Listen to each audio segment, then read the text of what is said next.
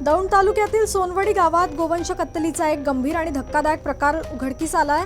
पोलिसांच्या वेळेवर कारवाईमुळे 24 गोवंशाचा जीव वाचवण्यात यश आले। ही घटना 27 डिसेंबरच्या रात्री घडली।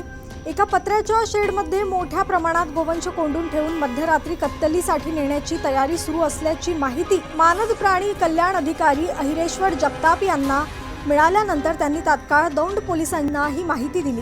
कारवाई दरम्यान 22 गायी आणि 2 बैल असे एकूण 24 गोवंश आढळून आले।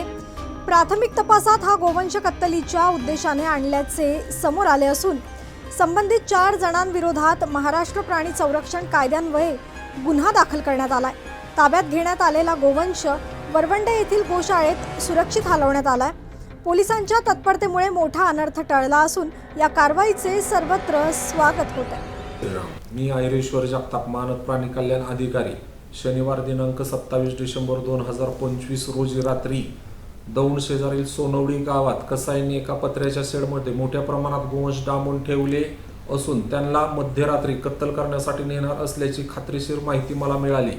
सदर माहिती मी दौंड पोलीस प्रशासनाला सविस्तर सांगून कायदेशीर कारवाई करण्याची विनंती केली। दौंड पोलिसांनी घटनास्थळी येऊन पाहणी केली असता शेडमध्ये 22 गायी, 2 बैल असे एकूण 24 गोवंश चारा पाणी न देता डांबून ठेवलेले दिसून आले।